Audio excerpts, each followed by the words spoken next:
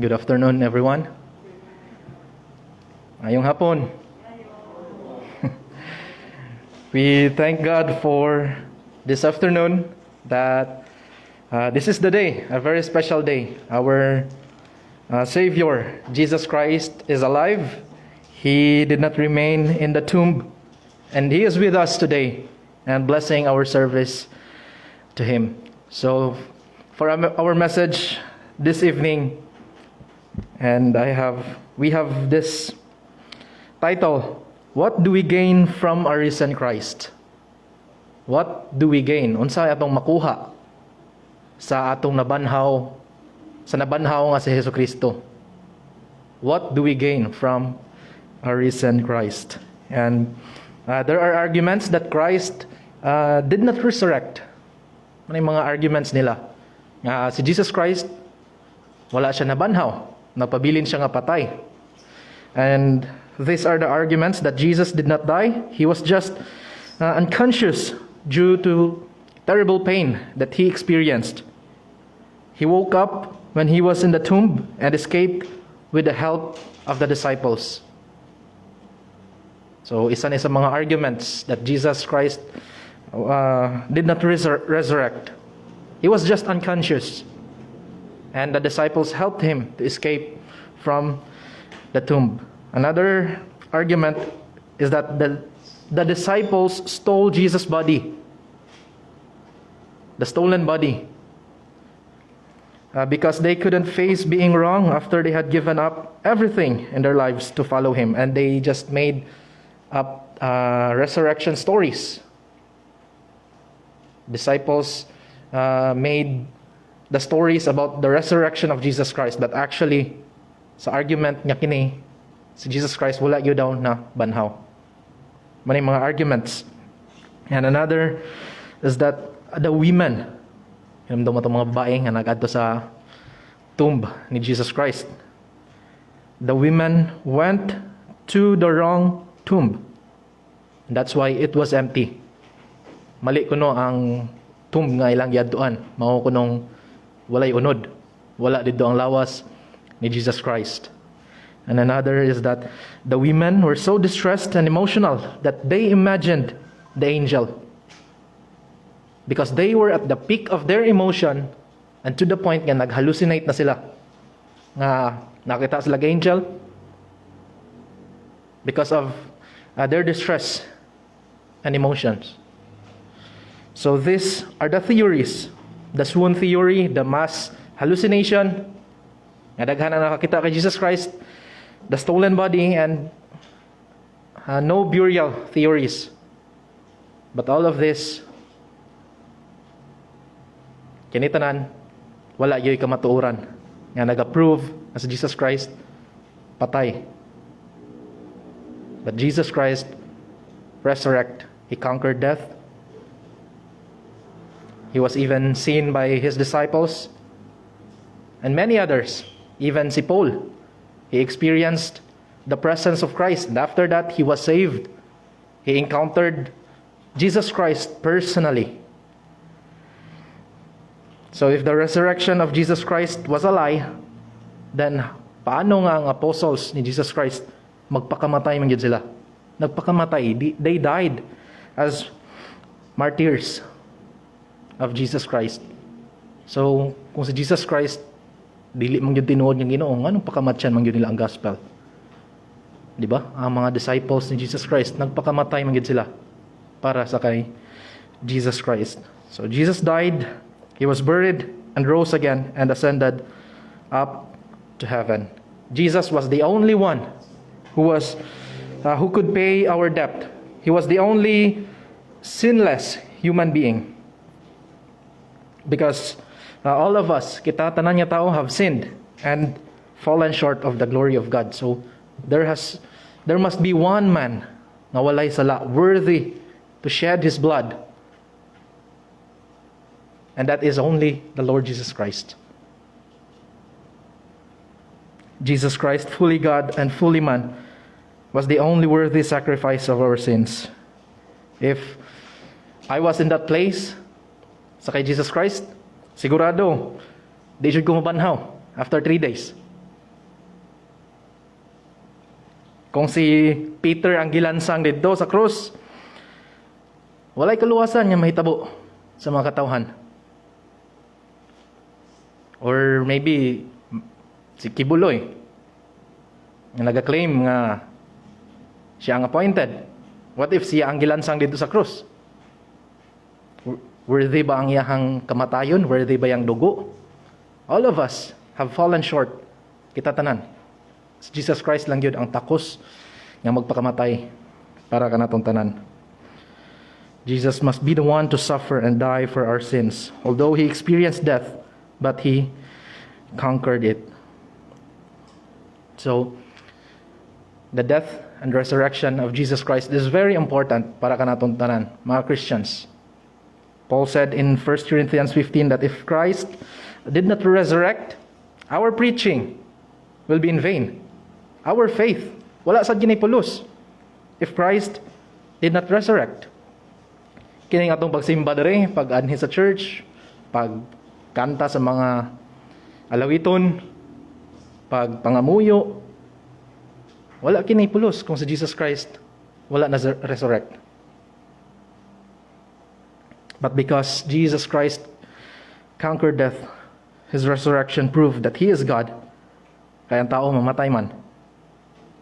Kausal lang yun mamatay, o di na mabanhaw ang tao. But Jesus Christ is 100% God and 100% man. And nagapamatuod nga ang pagkabanhaw ni Jesus Christ siya gyud Ginoo. If there is no resurrection, then the gospel has no power to transform and deliver us from God's wrath. So the question is, what do we gain from the risen Christ? Unsa atong makuha sa nabanhaw nga si Jesus Christ? So first here this evening, there is forgiveness for our past sins. That's the first makita na to. There is forgiveness for our past sins. Second is there is power for our present living. And lastly, the third, there is hope for our future destiny. That is what we gain from our risen Savior. And I want you to open your Bible to the book of Matthew, the last chapter of Matthew 28. Matthew 28, verses 1 down to verse 10. And let us read this passage responsibly. I will start in verse 1, then you will respond in verse 2, and until we reach verse 10.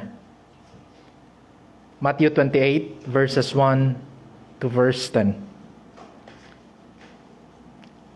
In verse 1, it says here, "Now after the Sabbath, toward the dawn of the first day of the week, Mary Magdalene and the other went to see the tomb. And behold, there was a great earthquake." In verse 2, you respond.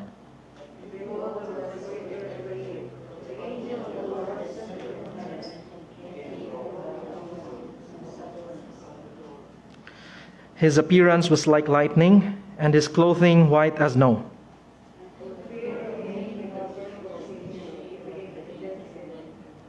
But the angel said to the women, "Do not be afraid, for I know that you seek Jesus who was crucified.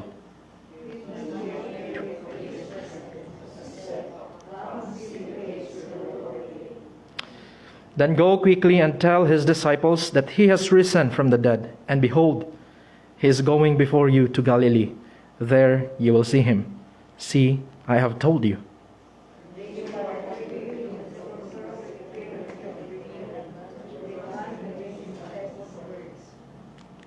Verse 9, "And behold, Jesus met them and said, 'Greetings.' And they came up and took hold of his feet and worshipped him.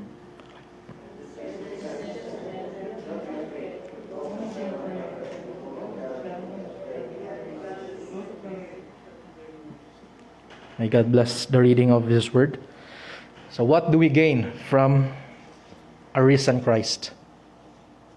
First is there is forgiveness for our past sins. Our past sins. He defeated the grave, conquered our sin, and set us free.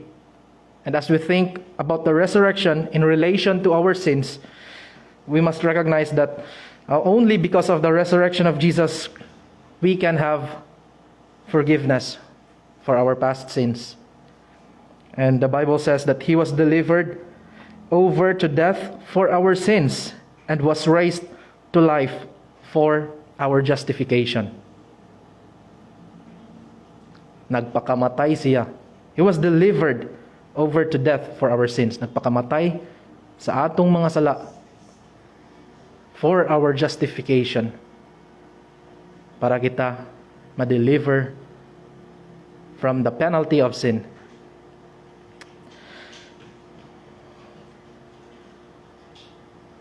And another translation of this in Romans 4, because of our sins, Jesus was handed over to die, and He was raised to life in order to put us right with God.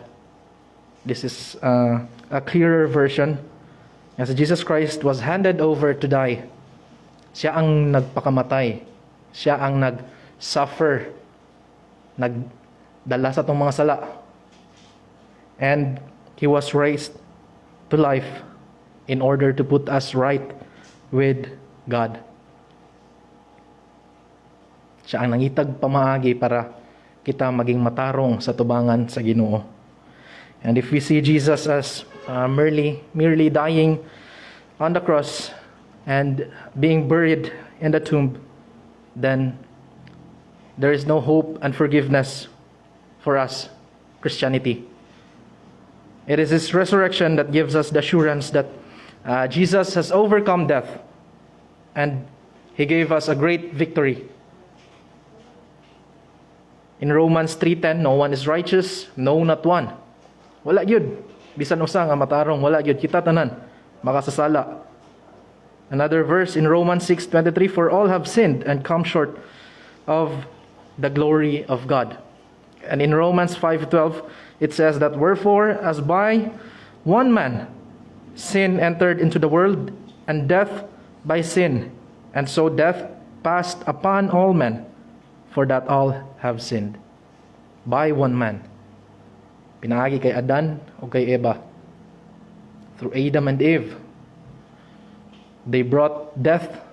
They brought sin. And since gikan kita sa kay Adan o kay Eva, kitang tanan makasasala, and we will experience death, because that is the penalty of our sin. Death. So tungod ni Adam and ni Eve, sin and death passed unto all men. So muna ang cause and effect. The cause is their disobedience, and the effect is the death. But Jesus Christ gave us a solution. He brought forgiveness and grace, salvation to those who believe. In the Bible says that He came to seek and to save the lost, and to give His life as a ransom for many. Jesus' duty was to seek and to save ang katong mga nangawala. And He will give His life for us.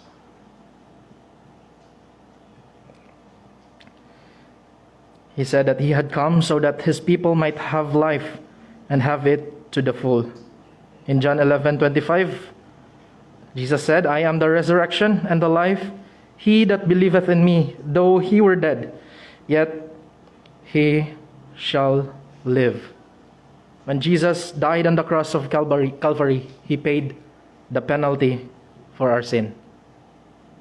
Ang atong mga sala, iyang gihugasan, pinagi sa iyang dugo. When He died, He defeated Satan. And on the cross, He conquered our enemy. And there is forgiveness para kanatong tanan. Jesus gives us the perfect example of forgiveness. While in agony on the cross, Jesus called out, exclaiming, Father, forgive them. Forgive them, for they do not know what they are doing. And the Bible is talking about forgiveness And Jesus encourages us to model our forgiveness of others on the way God has forgiven us. Di ba sa Bible, we are to forgive others not just 7 times, but 77. But that means na walay limit ang atong pagpatawad. Dili na to ihapon ang atong pagpasaylo. Sige, ihapon na to ha. Nga gahapon kapila ko nagpatawad. Last week, murag mga 35 na siguro akong napatawad. So nalang nabilin nga pila na lang. So dili na to ihapon. That means that there is no limit sa atong pagpasaylo. Kita gani, dili unta ta worthy nga pasayloon sa tong sala. But because of God's grace, we are forgiven.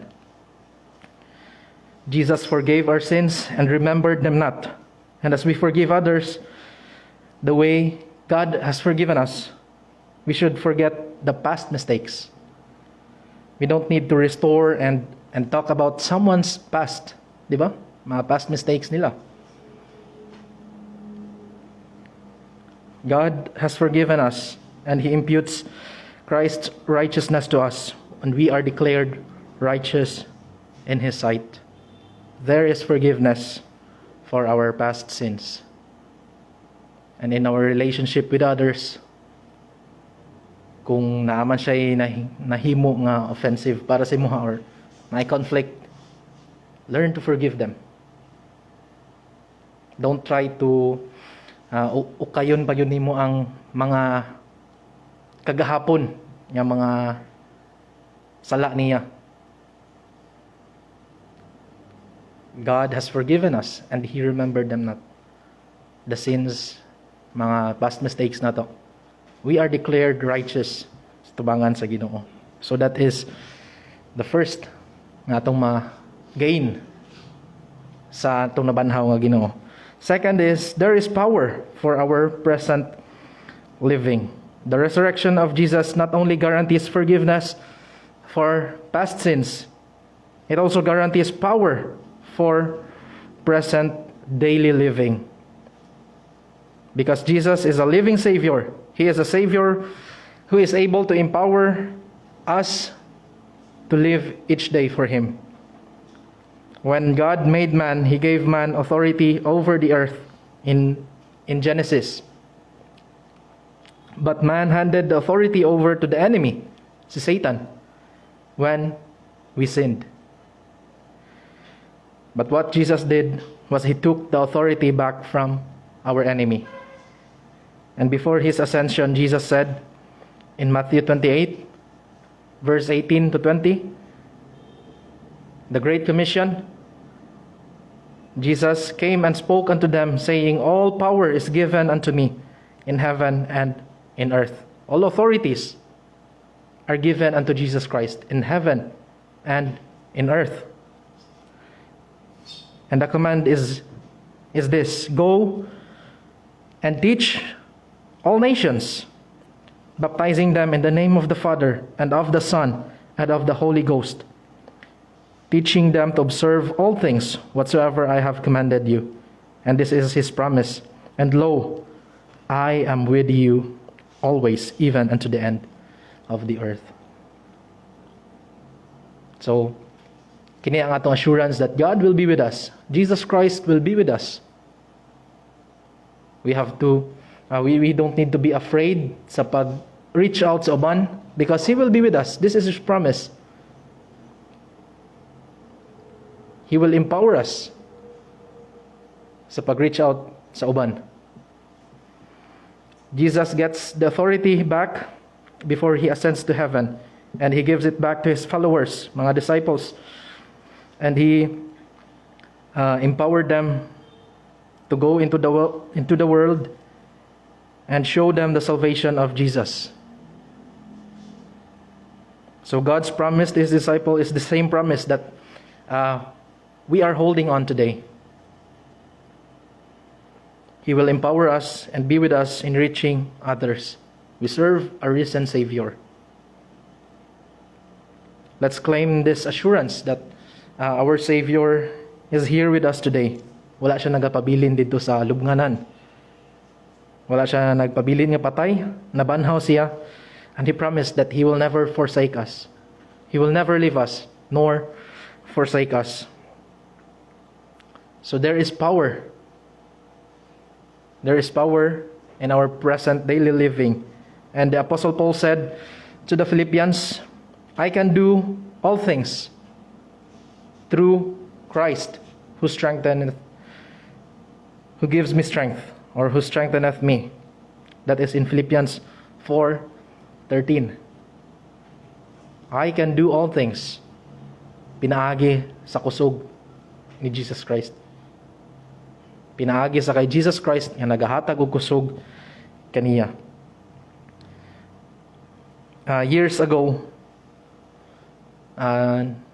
naay usa ka missionary nga nag-mission siya dito sa Turkey, and it was hard for him to reach out the Muslims. Kay we know mga Muslims gabi ka devoted silang kay Allah. And while naga-travel sila, na sila sa dalan nga wala sila kabalo kung asa ang pilion, if asa sila nga direction, naalay duha ka direction, ang left and ang right, and same silang padulungan kauban sa missionaries and some Muslims nga nakauban niya sa ihang biyahe. So the missionary asked the Muslims nga, why not go ana nga tomb ni Allah and ask for direction? And the Muslims responded nga he cannot give us directions because he is dead. Si Allah dili makahatag kanilang direction because he is dead. And ingon sa missionary, yes, you are right. So let's go over to that house nga kanang naay buhi dira nga tao. Na isa ka balay dito. So dito sila nag-ask og direction kung asa sila padung, and they get directions from the people nga nagpuyo dito, which is buhi sila. Wala sila patay. And he encouraged the Muslims, the missionary encouraged the Muslims nga, when you ask for direction, dapat dito mamuta na sa buhi, dili sa patay. And Allah is not alive, He is dead. But Jesus Christ, or sa Ilaha Isa Al-Masih, Jesus Christ is alive. So when you ask for direction for your soul, go unto the Lord Jesus Christ. Dili sa patay, di ba? Anak magyud na. So Jesus is alive, and so He is able to help us in time of need. When we pray for our daily needs, matingala na lang ta nga naa ang atong naa diha sa lamisa nato, natay makaon. We are provided miraculously, di ba? When we pray, God answers our prayers because He is alive. And He empowers us. Sa atong trabaho, every day we travel. Ang protection sa Ginoo nagauban ka nato.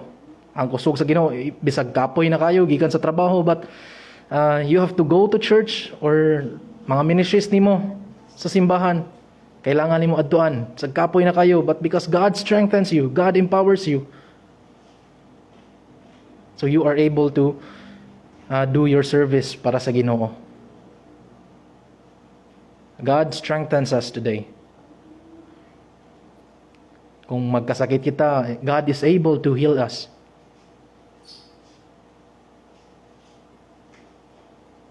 So God empowers us. God gives us power to live our daily lives. And when it feels like you are weak and helpless, ask God to strengthen you because He is alive. Let's put this in our mind that God is alive. So because God is alive, ask anything sa Ginoo. When you ask for strength, when you ask for peace, when you ask solutions for your problems, adto sa Ginoo pangayo, because He is alive. And this will increase your faith sa Ginoo. So there is power for our present daily living. And lastly here, there is hope for our future destiny. If Jesus was not raised from the dead, we would have no hope for the future. But because He is alive, we do have hope. We know that all that He said is true. The Apostle Paul said to the Corinthians, by His power God raised Jesus from the dead, and He will raise us also. So, the same power that raised Jesus from the dead will one day raise believers back to life as well.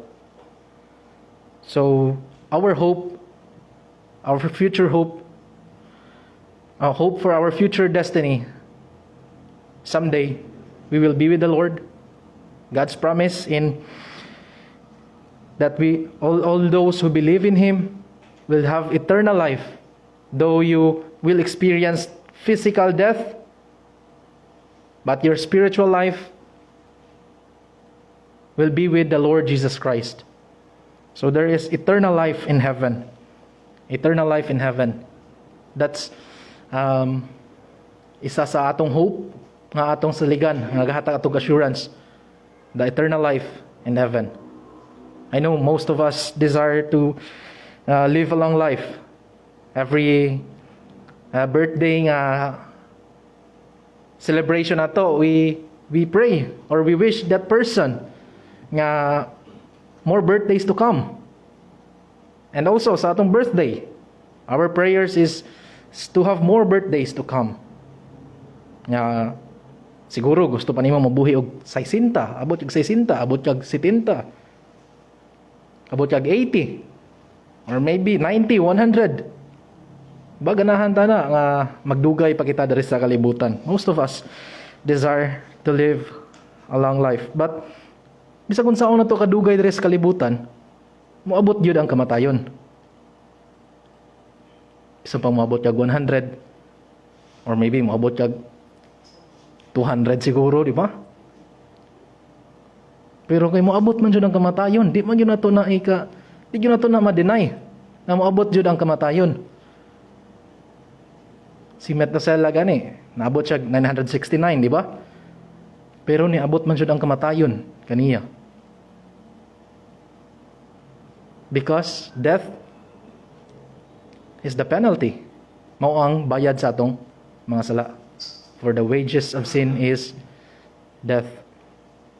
But despite nga mamatay kita physically, if we have the Lord Jesus Christ in our hearts, our soul, which is the most important, our soul, if you are a believer, your death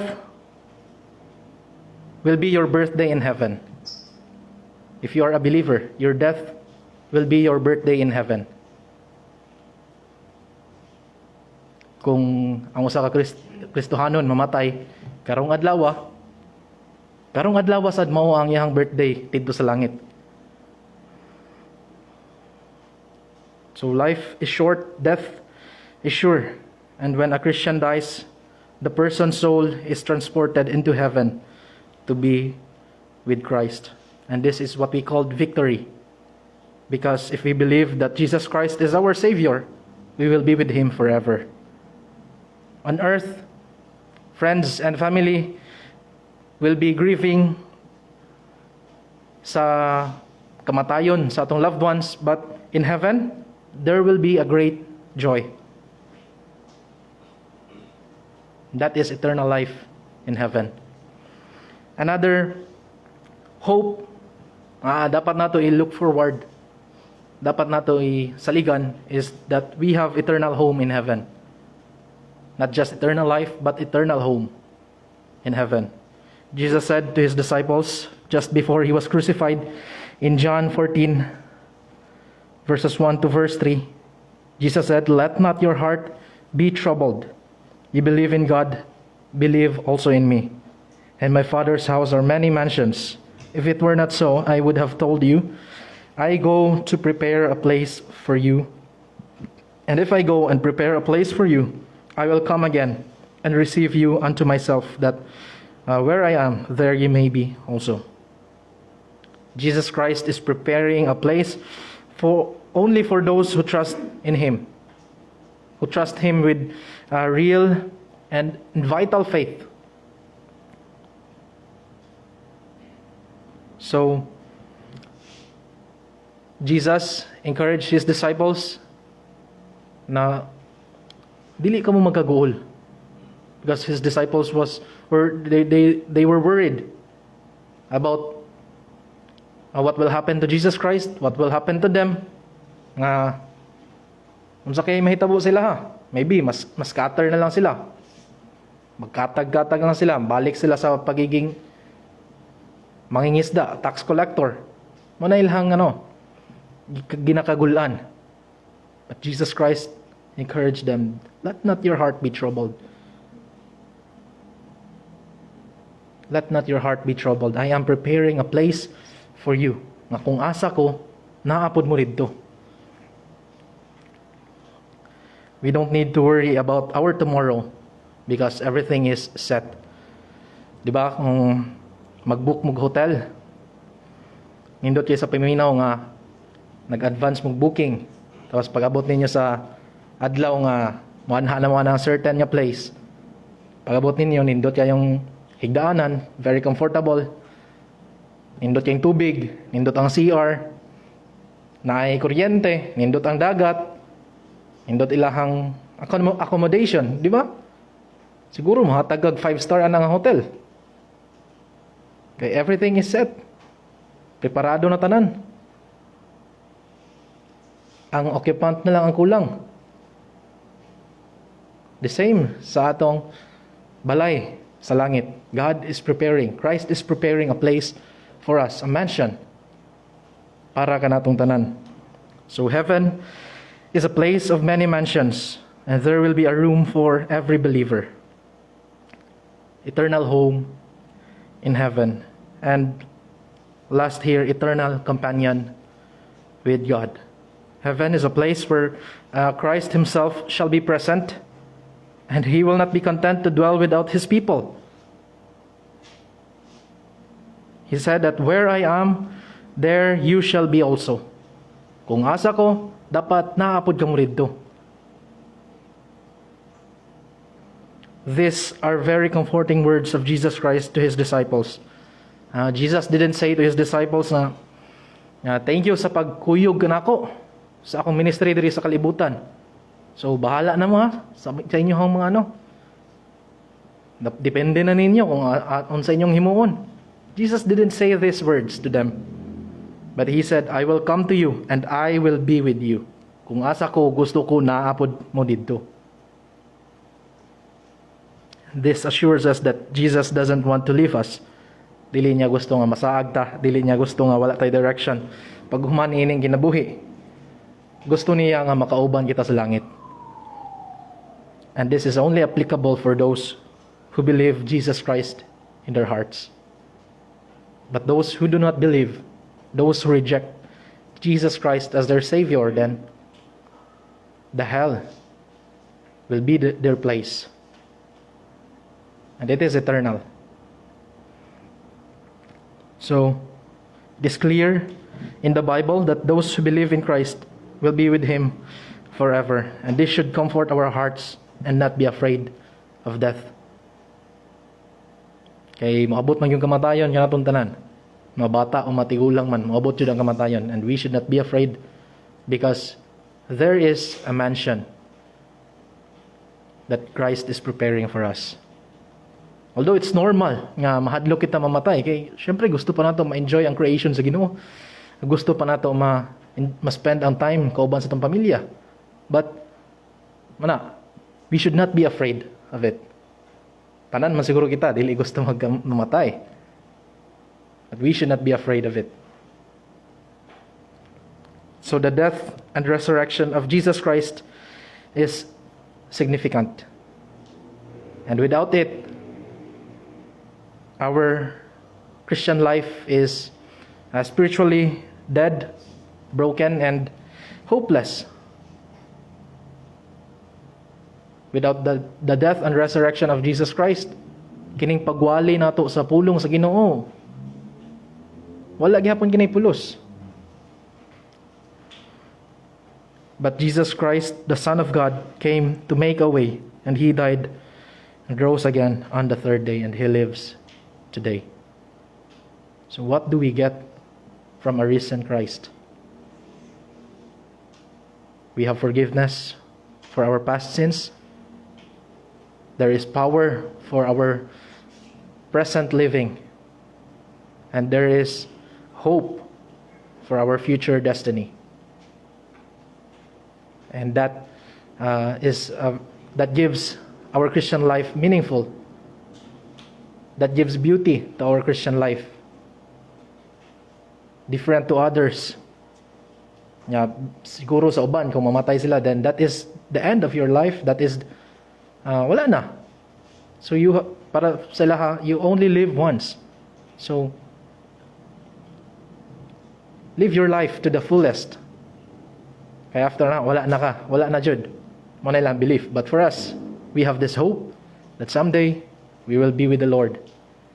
There will be an eternal life in heaven. There will be an eternal home and eternal companion with the Father. So, may these words put blessings sa atong mga kasing-kasing and encourage our hearts to continue to serve our risen Savior. Let us pray. Father, thank you for this evening. Thank you for your word. Thank you for dying on the cross to save us from our sins. And for resurrecting, Father, that gave assurance to Christianity that our Savior is not dead. He is alive. And as He promised that He will take us someday to be with Him in heaven. So Lord, bless your people, and may these words encourage our hearts to be more faithful, to continue to serve you and to love you above all things, Lord. So bless your people today, in Jesus' name. Amen.